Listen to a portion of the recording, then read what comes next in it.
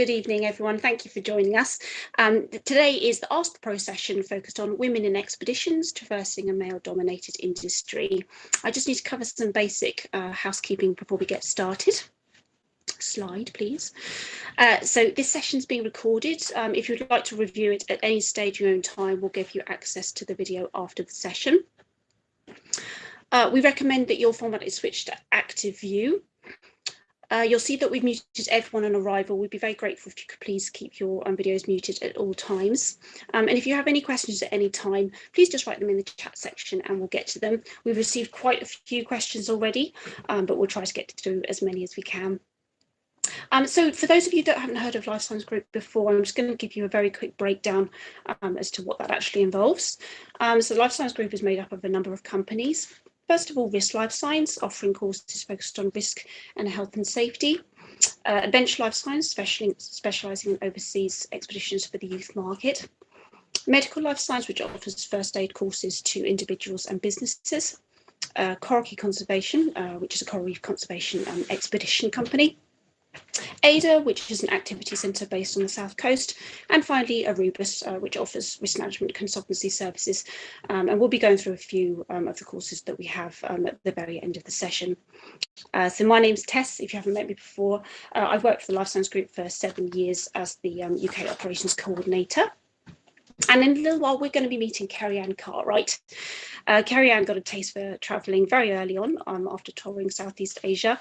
And since then, she began working towards her qualifications. So Expedition and Duke of Edinburgh Leader, Emergency Medical Technician and NEBOSH qualifications.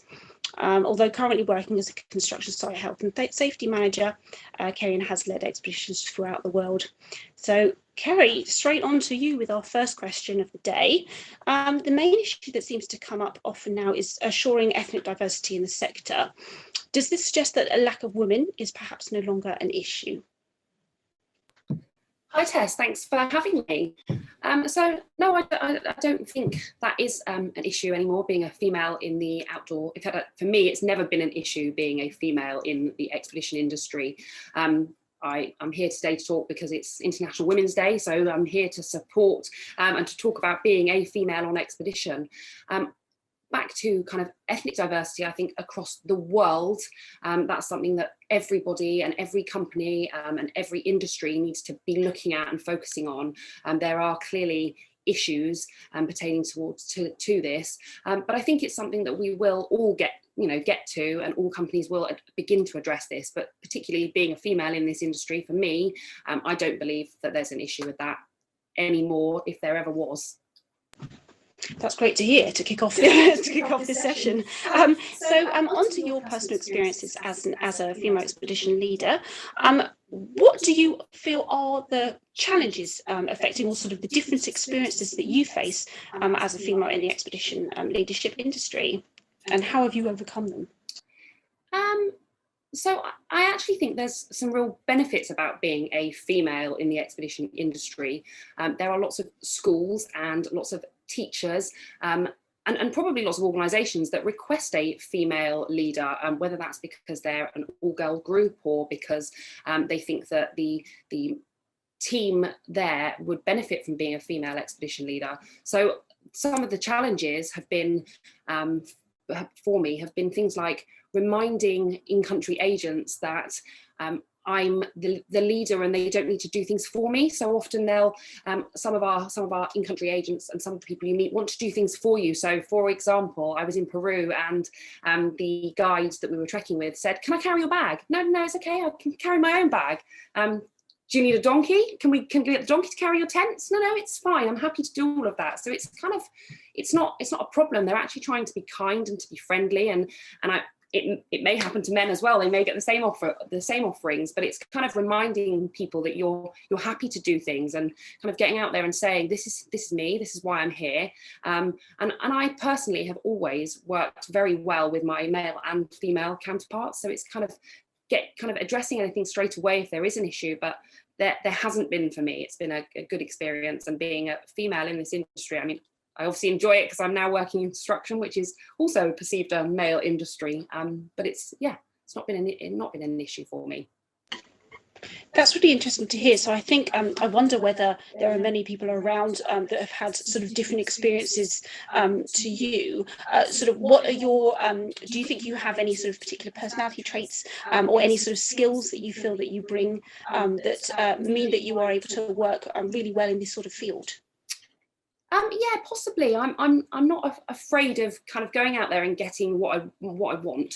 So I decided that I wanted to work in expeditions, and I went for it. I started my basic expedition leader award, and I knew nothing about the outdoors, but I wanted to travel. I knew I wanted to be working outside, but I didn't know this industry.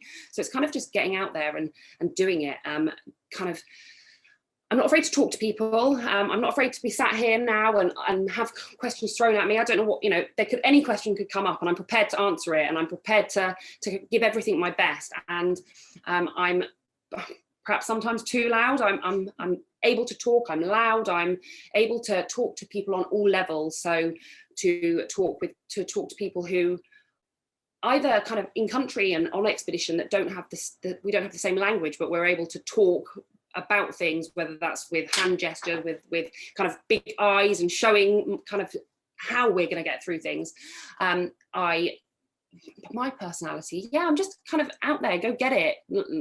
Life's for living. Do everything you can to make sure that you are a success. And I take a lot of pleasure in making sure that other people enjoy life, enjoy themselves, and take good from experience. So going on expedition with a group of students, typically for me it's students, but going on expedition with a group of students, being able to get them the best out of their experience, that is a personality for me, a personality trait. Get out there and make sure other people have the best experience, and that's why kind of I'm here and doing expeditions, to make sure other people have a fantastic experience from life. That's great to hear. So, I mean, so have you faced any sort of we've had a question through from someone previously. What was the hardest thing you've had to overcome? And they've suggested prejudice, own imposter, fitness. I know that we've discussed equipment in the past. Any specific challenges that you can think of for yourself? Yeah, so my own imposter, probably asking for help. I don't like to ask for help.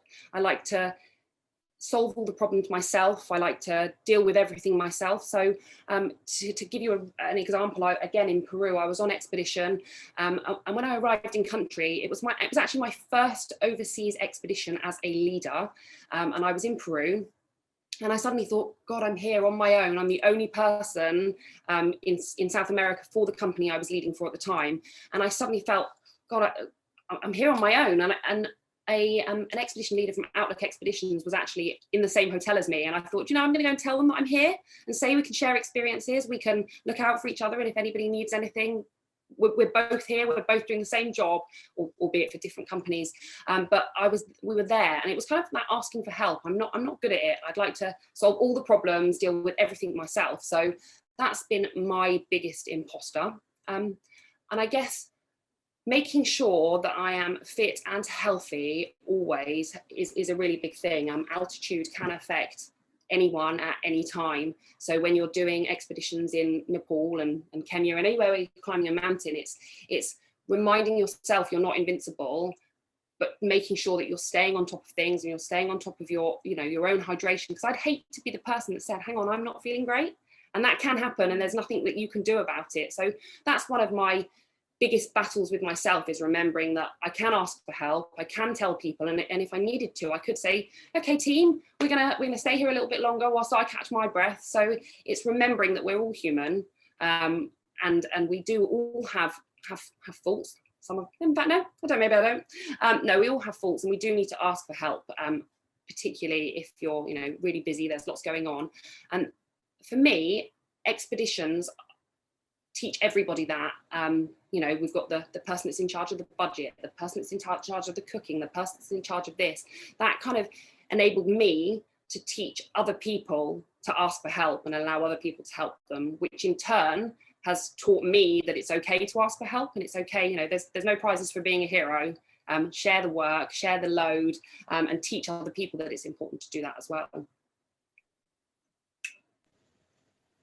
So just to jump in at this stage, we have a few questions here that we've had from before, but if anyone at any stage has anything that they'd like to ask, please just drop it in the chat section. We have it open, ready to answer any of your questions, so I'm sure Carrie would be keen to answer anything that comes up during the session, so do just pop them in there for us.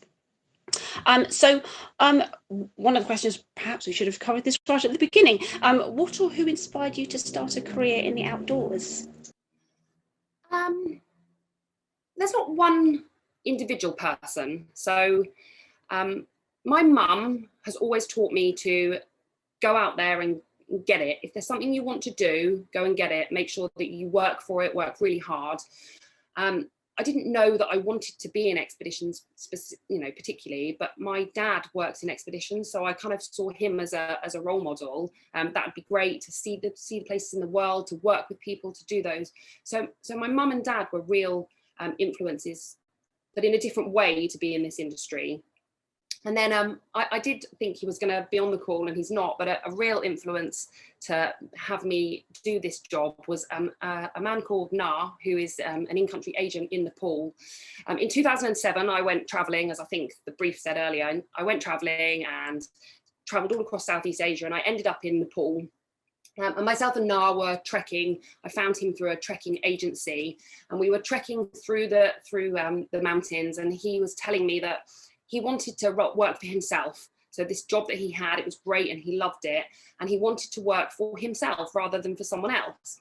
And I remember saying to him, you can do it. Go out and do it. Why are you working for this person when you can do it? You've got the personality, you've got the skills, you've got the knowledge, you've got everything that you need to do this for yourself. So I came back to the UK. I stayed in contact with Nar, who now is a very good friend. And then it can't have been much longer than a year or so later that his own expedition and trekking company was born. So there was I saying, go for it, do it. I mean, it's easy to say.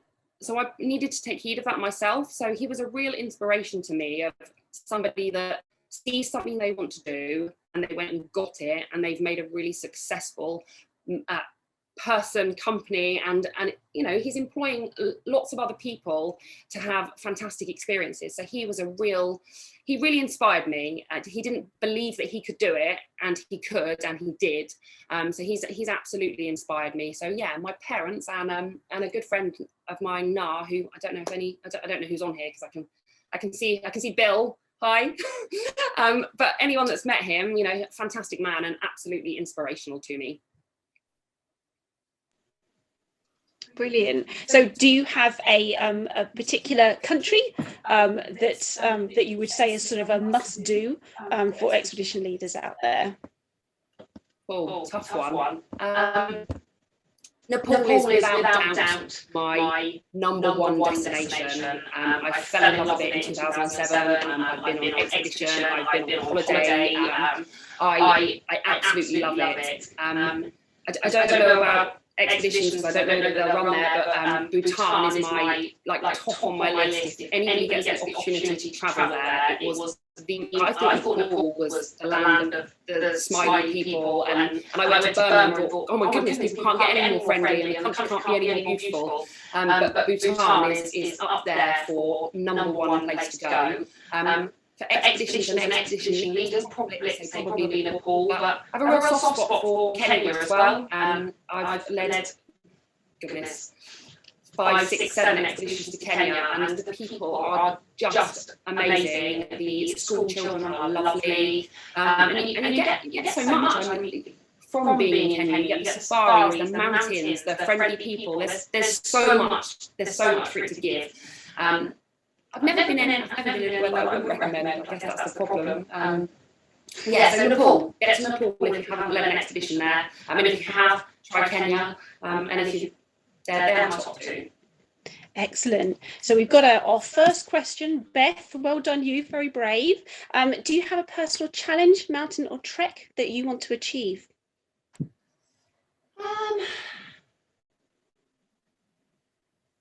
Yeah, so I've been lucky. In fact, the honest answer is, right now, I want to just get up Snowdon with my husband and my son. Having been locked down for a year, I just want to be able to, I actually had a baby 4 months ago, and my ultimate goal currently is to be able to put him on my back and climb Snowdon. I'll take that for now.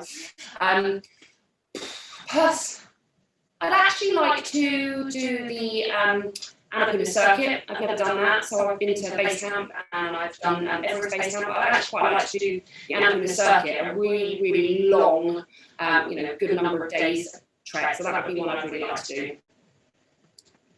Sounds brilliant. So one of our other questions that we have here from previously, it's probably true to say that expedition industry is still perceived by many as a male-dominated industry. As a woman, what have you found to be the biggest challenge? I know we've sort of covered this a little bit before. Obviously, you've said that in some ways it's not really challenges, it's very much just in some ways similar between men and women. Is there anything that particularly comes up that you sort of think that flags with you, maybe in countries where female leadership is not as common as in other places? Yeah, so as I mentioned, where female leadership isn't so common, people are accommodating and they want to look after you. So the first thing I always do when I arrive in the country is meet my in-country agent or whoever I'm working with and explain who I am and what I'm there to do. So my job is to look after people and to make sure that we achieve our goals and that we get the outcomes that we're supposed to. But one thing that is really important for anyone is that to be respected, you have to respect people. So I talk to people how I expect them to talk to me, and I, rather than telling people what I want, it's could we get this together? So that's how I found working with agents who perhaps would otherwise have thought, I arrive in the country and they think, who's this Kerrie? And then I arrive and I'm a female. And I've never come up against... I'm so sorry, Kerrie. We're just going to have to pause for a minute because I have an echo. Hopefully we've overcome it and you can hear Tess. If you can't, somebody raise a hand or something and tell us, but we'll... So sorry, I'll carry on and hopefully not waffle too much. So yeah, just kind of being respectful, gaining respect by giving respect. And say, often it's them wanting to carry my bags for me or help me unnecessarily. Tess, I think you said kind of what's the biggest challenge in this male industry. And I was actually saying to Tess earlier that one of the biggest challenges is finding clothes that aren't pink, finding a watch that isn't this big that will fit on my wrist, finding clothes that fit properly, because actually not all women want to wear pink, not all women want to, to have the biggest watch going. So being able, but actually those things have got better. I think that brands have realised that men, women, it doesn't matter who you are or what your gender is or what you identify as. The colour doesn't change that. The colour of the clothing, the size of the watch. So that's something that I used to find quite challenging. Something else that I've found to be interesting, and I think it's down to me being female. When I go on expedition, or when a male teacher and a male expedition leader go on expedition, if they're asked to share a room, that's not a problem. But sometimes as a female expedition leader, if I've said, we're going to share a room, is that okay? It's kind of a, whoa, can I do that? Are we allowed to share a room when, I don't know what the threat is or what the reason is, but it's kind of like, we're both adults. This is just us sharing a room. It's no different to that male expedition leader sharing with that male teacher. So I've kind of come across that quite a few times. And it kind of, I don't really understand why. Maybe I'm a threat, I don't know.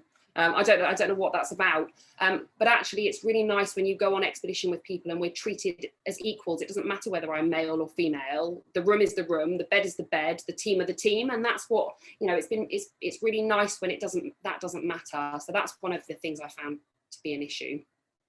Excellent. We've had a funny point come up from Ellen there. Not enough shorts with pockets. Yeah, and I was actually saying to Tess as well, there's another thing, there's an item called a run angel for women to wear whilst they're running. Hang on, do men not need support when they're running sometimes? So it's those things, that items and objects are geared towards women rather than people.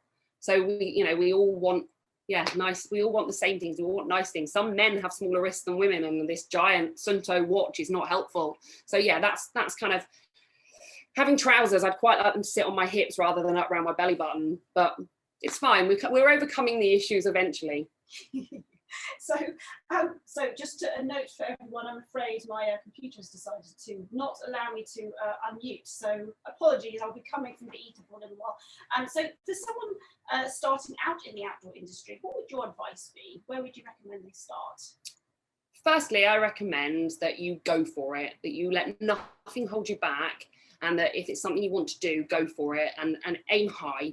So get your CV out there, send it to all of the companies that do expeditions, whether that's UK or overseas, whatever it is you want to do, get your CV out to them. All of the expedition companies will require you to have experience, and that's really hard to get if nobody will give you experience. So offer to be an assistant leader, whether that's on a DOV expedition, whether that's overseas.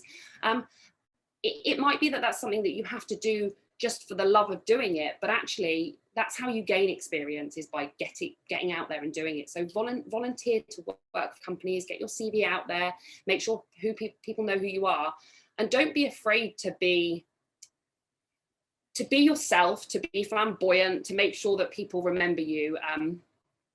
Actually, it's for me, it's quite lots of people remember people that have been there, and they're loud, they're the person that's talking, the person that's shouting out, and make sure that you do that. Make sure you're seen from the crowd, make sure everybody knows who you are.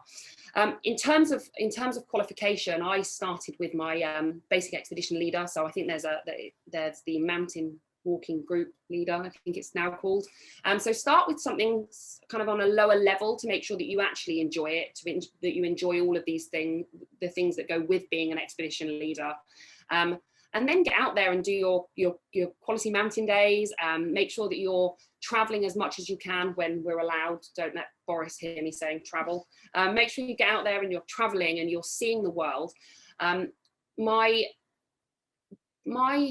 mountain leader, I struggled to get to Scotland to be able to do some Scottish days, so I had to really vary my routes in the UK, in England and in Wales, to make sure that I had enough days. So get out there.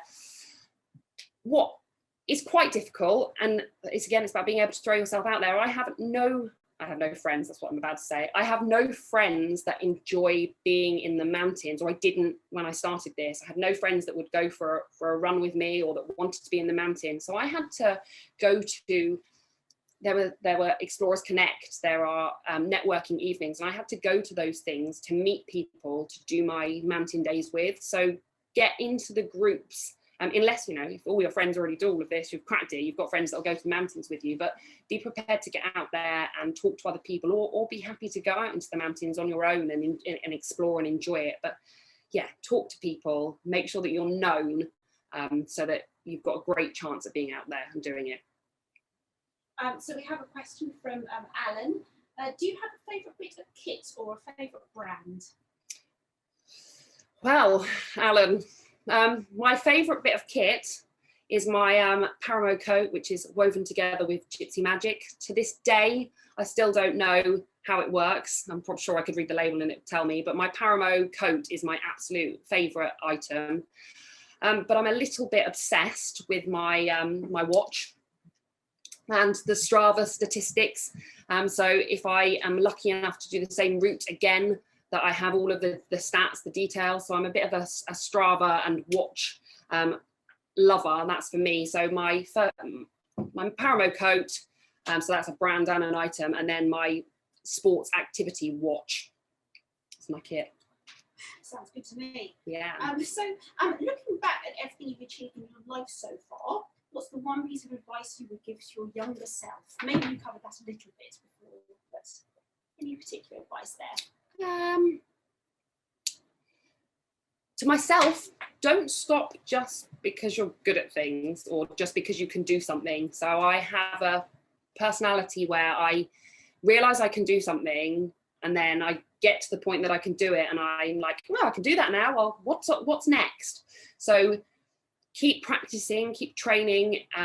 Remember that it's important to revisit things all the time. So actually with expeditions and overseas travel, that's one thing I've never tired of. So I've continued to always keep going at it. You know, I go for a run and then I try to beat that. I try and go harder, do more. But for my younger self is don't stop at things just because I'm able to do them. So language is, I'm terrible at languages, but I could speak German when I was, or speak some German when I was younger. I learned French at school. I tried to have Spanish lessons. And as soon as I could say a little bit, I stopped. So that's been something that's held me back in expeditions, that I've not been able to always, I always learn the basics, but I've not always been able to converse as much as I needed to. So again, in Peru, I was really lucky that I had a student that spoke Spanish that was able to help me, because I got the basics and then I was like, I can do that now. I don't need to do it anymore. So yeah, for my advice to myself is don't stop just because you can do things. Make sure you keep going and keep working at them. So Beth wants some specifics here. So is there anything else you wouldn't go on a trek without? I think I wouldn't go on a trek without.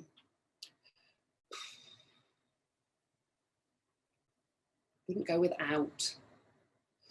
For snacks, like I wouldn't go without lots of snacks. I wouldn't go with a shiwi. That didn't work for me. So that's one thing I wouldn't go with. I wouldn't waste the time in packing it.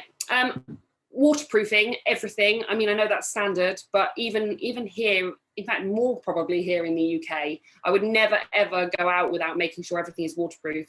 There are more waterproof bags in my house than there are of anything else.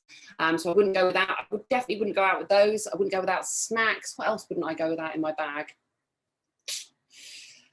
Leading expeditions, obviously all the emergency safety kit. I would always have my own first aid kit, as well as one that was provided for me, so that I knew what I had and what was there. That's something I would never, obviously would never go without. What else? Is there anything else? No, I don't know if there is anything else. Snacks, always snacks. It's really important that when leading an expedition, as I said, you can't control what happens. You can't control if you're unwell or if something happens to you, but you can look after yourself. And I can be grumpy if I've not had enough food. I can, you know, I need to keep my energy up. We all do. But so for me, making sure that I've got that little treat that works for me, even if I sneak and hide and eat my boost whilst no one's watching, and discard of the evidence, is to make sure that I have that to keep me happy and to keep my morale. I keep talking about Peru, but I remember being in a restaurant and the students are in charge. They tell you what you can and can't have, and this is your budget and this is what you have. And I remember being really hungry, but smiling because I knew when I got back to the room that I had my Inca Cola that I'd bought myself and I had some chocolate. So it's just, yeah, keep yourself happy and make sure that you're ready and able to look after other people because you've looked after yourself. Some pretty good advice for everyone, I think, to be honest, in all industries. So we've had a very topical question here from Tom. So given this year's theme for International Women's Day is Choose to Challenge, once we're all free and can hopefully get back out travelling, what challenge will you set yourself travel related? Oh. I don't know if I'll be able to do it anymore, but I always wanted to, back to my friend Na, I always wanted to take a car and drive it from here over to Nepal with a fridge in the back for my friend Na's wife, Ruku. So that would be a challenge I would absolutely love to one day achieve, is to buy a car and drive it over to Nepal and drop it off with a fridge for them. But a travel challenge for myself. Actually, I want to go to Nepal next year. I want to go, so it will be a real challenge for myself with a little one in tow who will be just over a year. So my challenge for myself is to get to Nepal next year. I'm writing off this year for travel, but next year to get myself to Nepal with my little one so that I can go out and show him the mountains and show him where the love of travel really started for me. Excellent. So is there anything, any particular sort of experience that you've had in the country when you've been travelling as an expedition leader that really sticks out in your mind that you tell everyone, you know, when they sort of say, oh my goodness, what is it like being an expedition leader? What story comes into your head? I've said a lot, sorry. I nearly did it again. My expedition to Everest Base Camp with a team of 50 people. The pertinent point was that there were 49 males on the expedition. So one of the best experiences was leading or co-leading, there was another leader, but 49 people to Everest Base Camp on expedition was just absolutely outstanding. And I always tell people about it. It's one of the best expeditions I've ever been on, not just because it was Nepal and Everest Base Camp, but actually where what we achieved taking that many people with us on an expedition. And then a personal expedition, so aside from taking students, was the year that I did a recce in Leh Ladakh and managed to sneak up Stock Kangri. So being able to climb Stock Kangri, and yeah, absolutely fantastic. A great mountain if you get the chance to get out there and climb it. So there too, when people ask me, in fact, when people ask me now what I do, I often say, well, I used to lead expeditions, rather than say I work in health and safety. So yeah, just having expeditions, Everest Base Camp, if you get the chance, get there, do it, get out there and do that trek. Excellent. So I know our last Ask the Pro session we did with Ian Forbes, and we talked a little bit about the obstacles that we've had in the past, or piece of experience rather on expeditions. Have you had any sort of big medical issues that you've dealt with on expeditions before? Yes.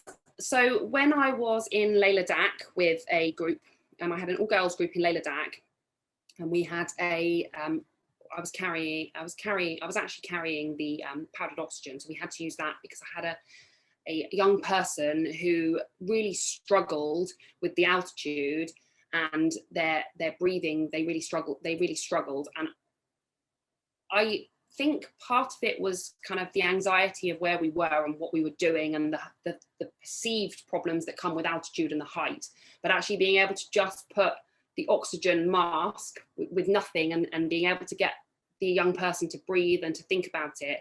I actually had that, and that was quite tough with the other students on the expedition, seeing that happen. So managing everyone else's expectation that wasn't going to happen to them, that wasn't going to be a problem. I had a young man in Kenya who managed to dislocate his knee, ended up in hospital in Kenya, which isn't ideal. I make it sound like everything's going to happen on expedition with me. He dislocated his knee, but a week later still managed to climb Mount Kenya, which was absolutely amazing that he still managed to do that. I have unfortunately been on an expedition where we had to call in the emergency services. So there was a helicopter had to repatriate someone. I don't know what details I'm able to go into on this, but I've had to deal with arranging the helicopters, the support team, the donkey up a mountain to help get someone back down to a place where they can then be picked up by a vehicle. So I've had kind of a couple of reasonably serious accidents. I had a young man fall in a toilet in the pool. He walked across the roof. He saw his group the other side of the restaurant, and rather than walking round the path, he walked straight across a corrugated tin roof, which he hadn't realised was the roof to the toilet. So he landed in the latrine. So that was kind of more of an infection that we were worried about rather than an actual physical injury. So yeah, I've had quite a few, and it's managing everybody else's kind of fear of what will happen to them rather than the individual. Yeah, I don't know how much detail I'm allowed to go into about people's accidents. So you mentioned there you have obviously dealt with local services and you have assisted with evacuating someone before. How did you find, it must be a big difference working with local services in the UK. How much was a sort of leap of sort of change basically between working in the UK and working overseas? Yeah, there's a huge difference, in that, obviously we pick up the phone or you press the button on your iPhone 3 times and it calls SOS for you. It's everything takes longer. Everything you need the support of your in-country agents, which companies have already, but that's what I was saying about respect. So it doesn't matter whether I'm male, female, you know, whatever, as long as I have a conversation with my in-country agent, I talk to them, I get their respect, they will then be able to help me and assist. You know, in Kenya, I can say hello in Swahili and that's about it, but I need my in-country agent to work with me. So it's building good relationships, and realizing that things aren't necessarily going to be quick. So the helicopter, it was great, it came and helped us, but it didn't come that night. It wasn't going to be there in a split second. We also had to bring someone down the mountain so that the helicopter could get closer to them. So it's remembering things will be slower, talking, making sure that you're always, and this is difficult for me, I'm like blah, blah, blah, blah, a million miles an hour, but being kind of methodical and slow in your speech so that nothing is misconstrued. The information you're giving is the information that they're receiving, and that you check back on one another that you've given and the information and what you've said has been heard. So that's, yeah, it's very different, but it's not that it's not unable to happen. It just takes more thought. Excellent. So you've mentioned a few of the countries that you've been in before. Have you led in sort of a lot of different environments? So have you led, say, in jungle or desert or that sort of thing? Yeah, I have. So I've done mountains in Nepal, jungles in Borneo. Absolutely fantastic. It's so hard to know how people are going to be in different places as well. So the group that you work with in the UK, suddenly it's freezing cold, and yeah, this group are great, they work in the cold, and then you take them to Nepal and it's much colder. So yeah, I've done deserts. I don't think I've been to deserts. I'm trying to think now where I've been that might be sandy. Morocco, but I don't think I did much desert. Mountains has been most of my expeditions, mountainous expeditions, but say Borneo, jungle. My preference actually is the mountain expeditions. I've never done any of the watery expeditions, never done any boats or diving or any of that type of expedition. So when it comes to mountainous treks, how much difference is there between teams? Do you find that all teams, you can sort of drive them along and get them to do the really challenging treks, or do you change your expectations based on a group? How do you sort of go into that? Is it a lot of it prior to the expedition going out, or do you make that assessment once you're on expedition?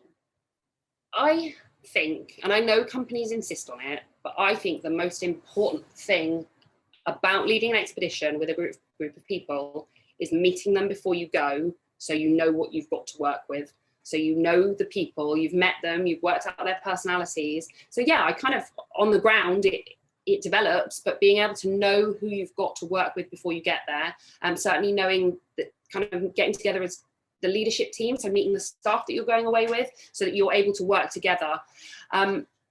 I prefer to lead a mixed group. That's my preference. I love leading a mixed group, because it has different challenges to a group that's all male or all female. I prefer to lead a mixed group. I think you get a lot more from people when, say, it doesn't matter whether you're male or female, but being able to mix personalities and show everybody that we're all one team, we all work together. And I find that, yeah, I just find that they work for me much better working with a mixed team. Excellent. So in a very quick question from someone here, what scares you? What scares me?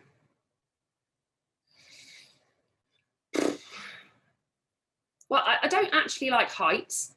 So the bridges in places like Nepal, they're not good for me. And I work in roofing as my day job, so that's not ideal.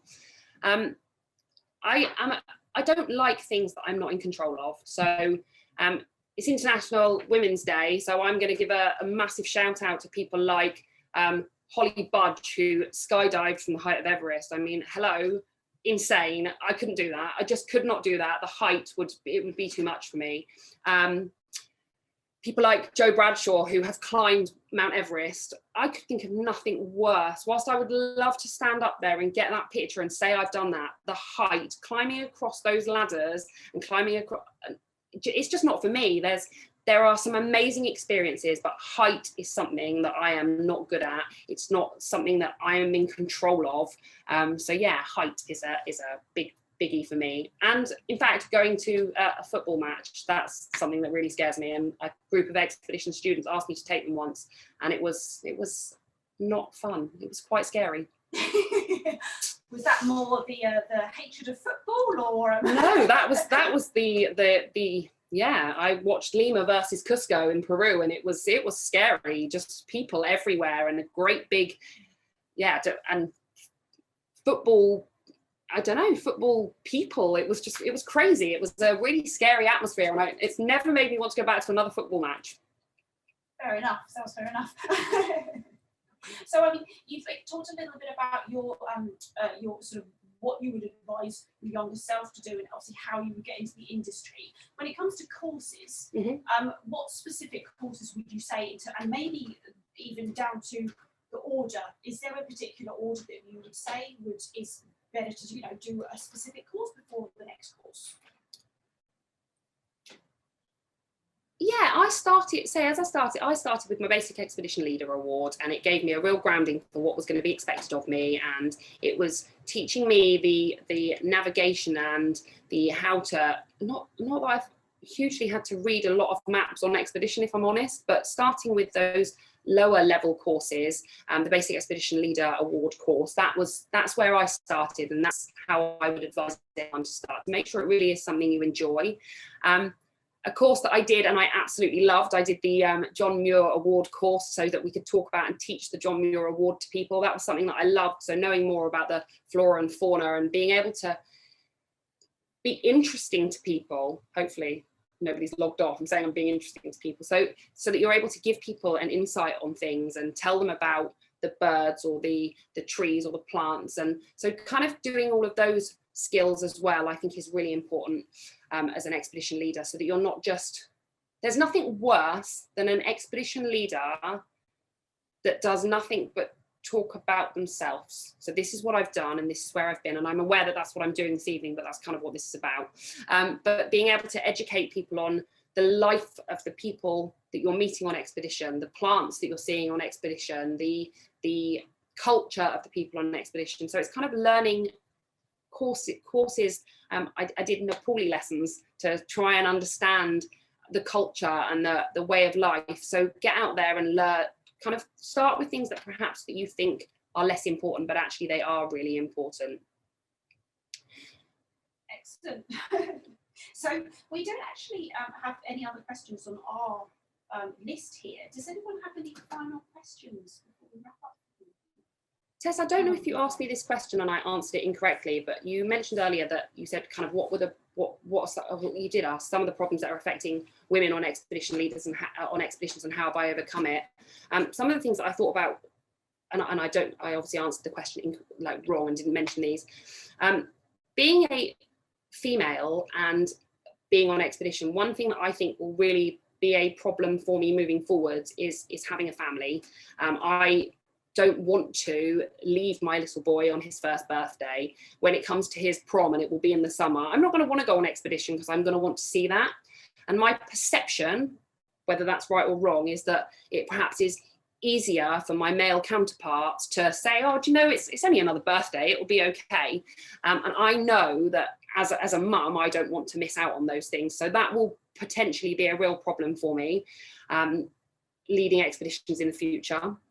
Something else that is important is making sure that I dress appropriately. There's often, in some of the countries we travel to, as a female on an expedition, I have to dress differently, or if my hair is blonder, it might be more appropriate that I cover it, or I have to have my knees covered, or I have to have my shoulders and my elbows covered. So it's, as a female, sometimes those things are something I have to do. It's not held me back.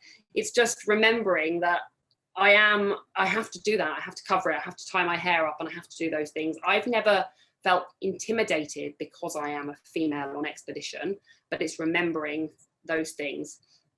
And also having a precise plan when I go on expedition. So I took a team of 18 16-year-old girls to India, and we landed in Delhi.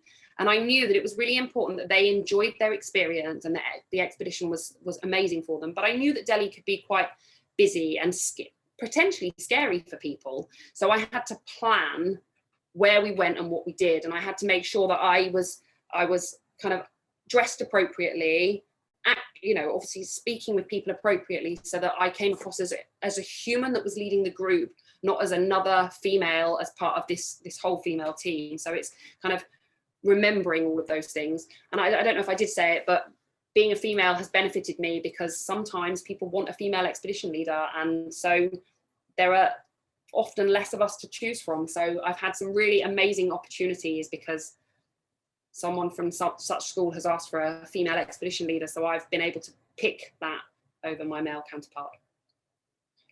It's good to hear that there's positive sides as well, I suppose. Is there anything else that you feel that we've left out or that you want to bring attention to? I don't think so. I think, yeah, it's an amazing industry to be part of, and I feel really privileged to have worked in it for as long as I have. Just remembering for everyone to remember who you are, to get out there, to enjoy it, to do everything you can to make sure that you make individuals have an excellent expedition. So it doesn't matter. You get out there, but I really enjoy working with people, as I've said, like Holly Budge and Joe, and all of those people who inspire me. They are absolutely inspiring female expedition leaders. I could go and name my male male expedition leaders Alan, obviously, you're out there, but it's about making sure that we get out there, that we work our best, and that we make sure that the students on expeditions have an absolutely fantastic time. So putting it out to everyone out there, any last questions that anyone has for Kerrie? I'll give you 2 minutes to think about it.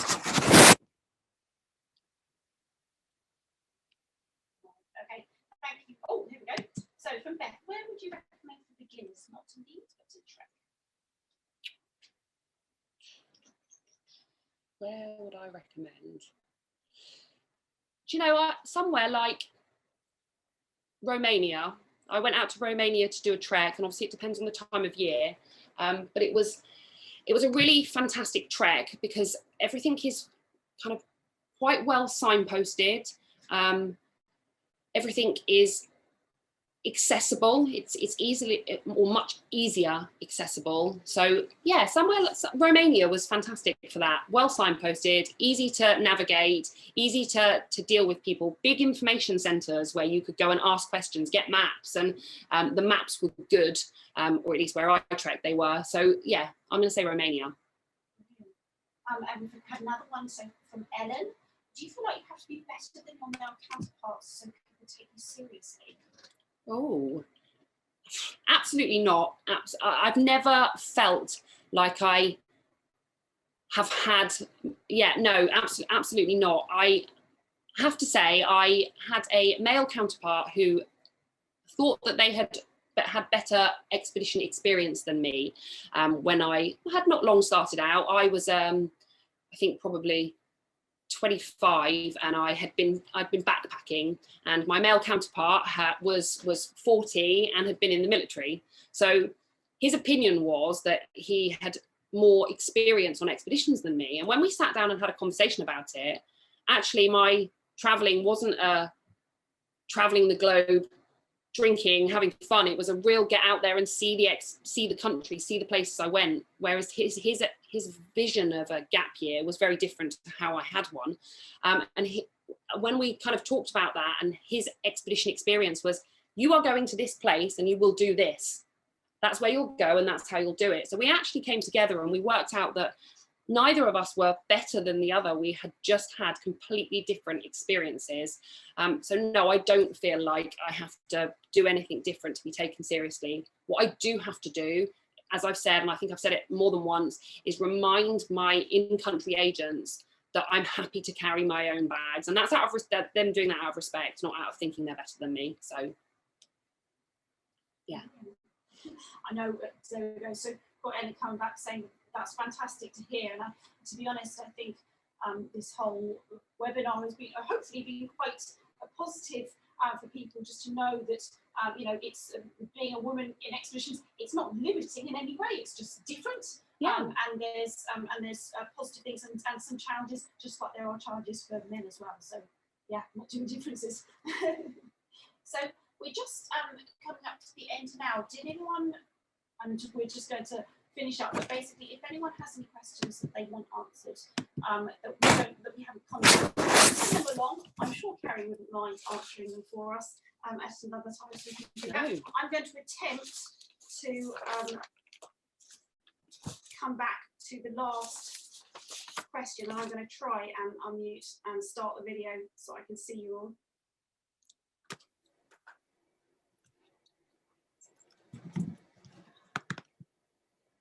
There we go. We hopefully don't have too much of an echo. I'm going to pop in this so I can hear. There we go. That's much better. So sorry about the slight IT confusion in the middle, folks. My portal decided not to behave. So thank you, Carrie, very much for joining us this evening. It's been very interesting. We'd be grateful for your feedback, everyone. So we will be sending along some feedback forms for you afterwards. If you can complete that for us, we'd be very grateful. I'd just like to direct your attention to the screen. We will be running a few courses in the next month or two. So if anyone wants to join us for ECP, we'll be running that a session down at the in Shoreham by Sea on the 20th and 21st of March. We have an off-site safety management course, which is all entirely online in the beginning of April. So we're going to be confirming those dates, in fact, in the next couple of days. So just get in touch with me if you're interested in that. We have the Atlantic Crest Aquatic Safety Qualification also taking place at Shoreham by Sea. So if you work in or around water, then that's perfect for you. So give us a shout if you're interested in that. And then finally, we have a FREC 3 course, advanced first medical course, happening on the 19th to the 23rd of April. So that 5-day course is happening in Shoreham by Sea. We're going to be leaving this course screen up for you for the next 5 minutes or so. Please just hover your phone over the QR code if you want to grab that, or you can just head over to the Lifesigns group page to get information, or just send an email over to info@lifesignsgroup.co.uk and I'll pick that up for you. Thank you very much, Carrie, for joining us.